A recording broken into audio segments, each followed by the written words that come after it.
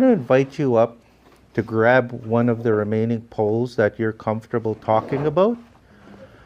And I'll start off with my teachings around that teaching, and then you can talk a little bit about your bringing up and what you were taught about one of those teachings.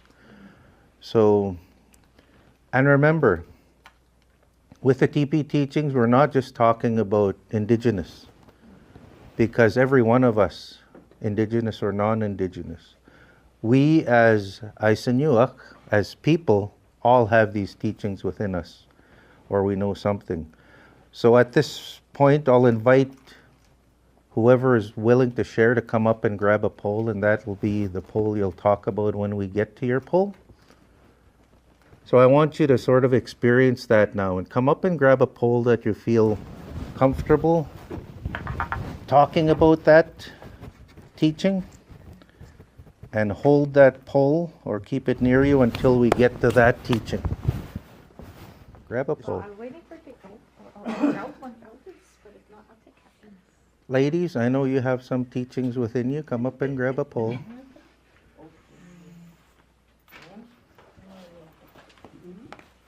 Just don't start having a fight over it.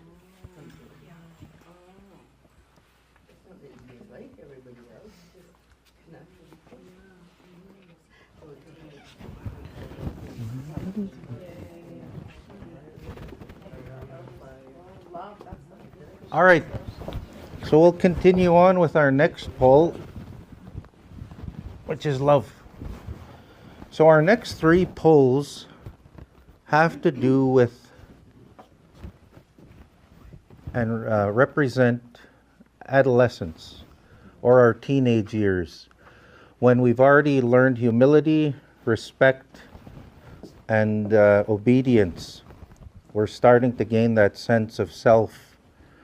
So as we become adolescents or teenagers, that's when we try and teach children about, first of all, love.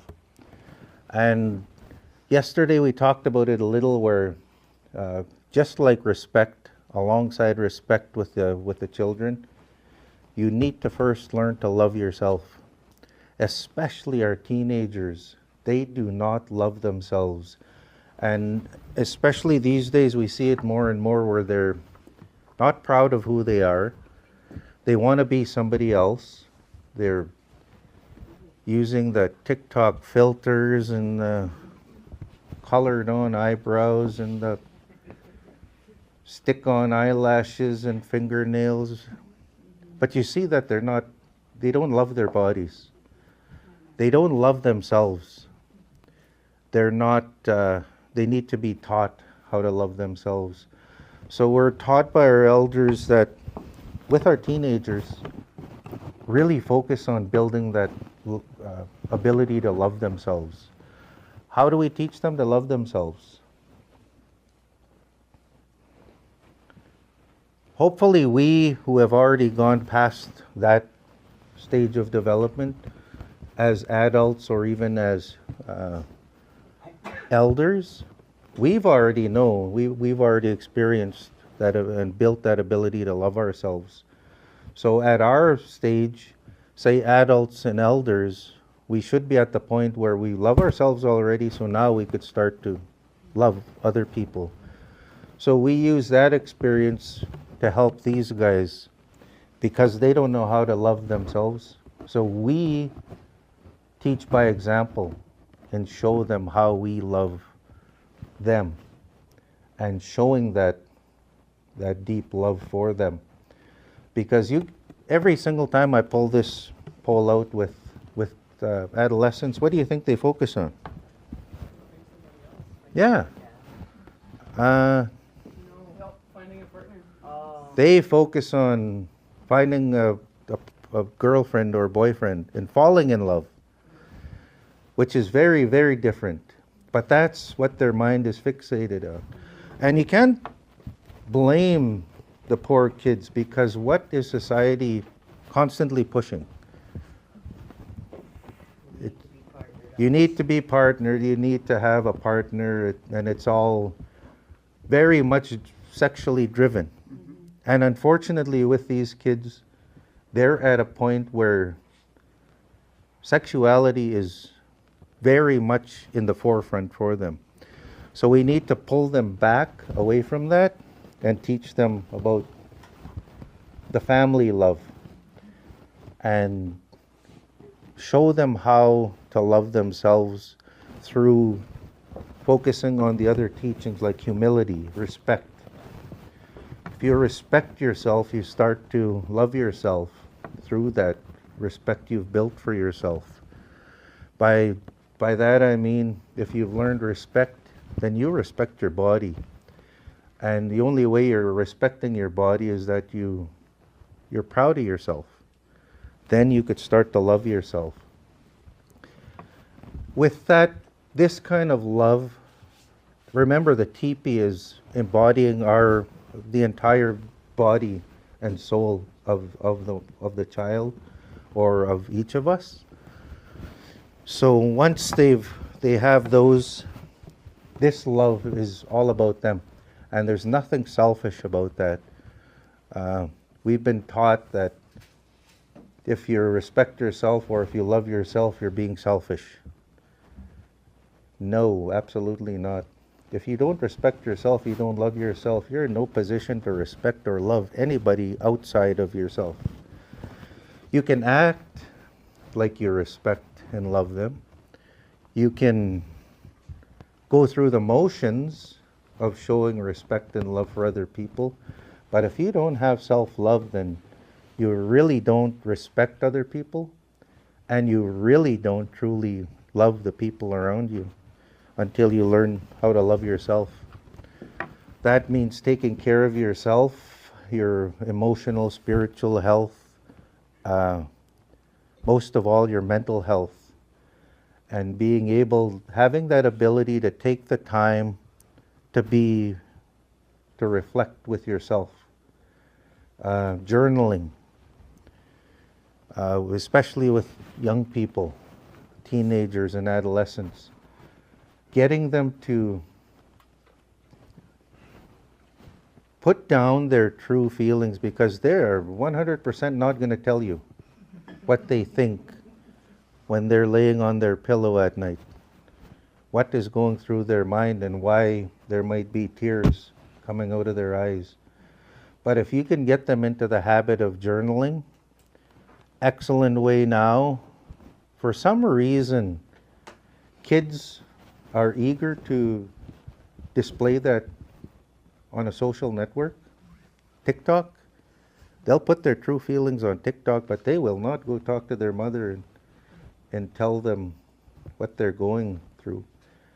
But they'll do it very subtly now with a song that they put on TikTok, or some of the things, some of the memes they post.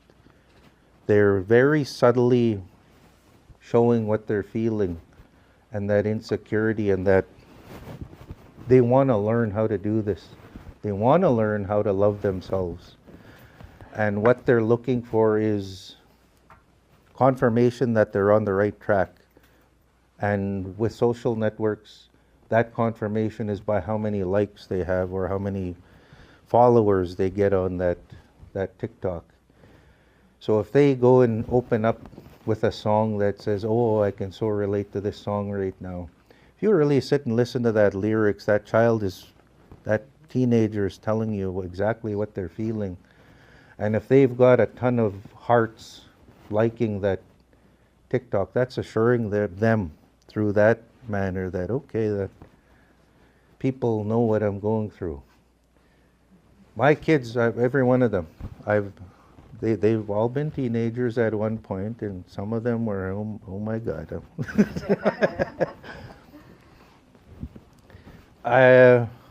My girls were the worst. My boys, they had no trouble showing affection, hugs, saying I love you to both my wife and I. They still have no problem at all saying that. My daughters, different story. But it definitely shows in how we act around them as adults. because that's the way I grew up. I grew up in a very loving environment where, with my Muslim, affection was openly displayed, hugs and saying I love you. My mother was the same way. With my wife, very guarded. She wouldn't, it was difficult for her to say I love you except if we were alone together. Even with our children, she found it difficult unless there was a problem and they were crying or something.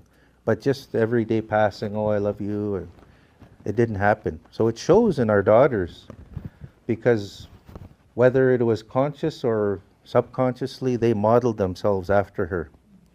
And they very much became her in that sense, where they're not openly showing their love.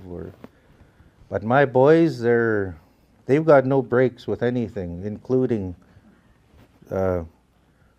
talking about their feelings, even amongst each other. Like, even the wife, she just shakes her head because they just openly talk to me about anything, even the stuff I don't want to hear about. But they'll do it while their other brothers are around, and they don't care. That's how open I taught them to be.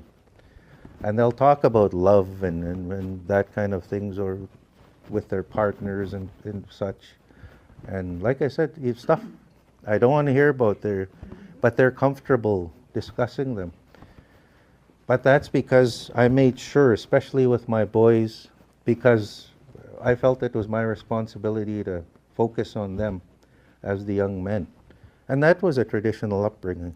It's my job to raise those boys to become hunters and providers.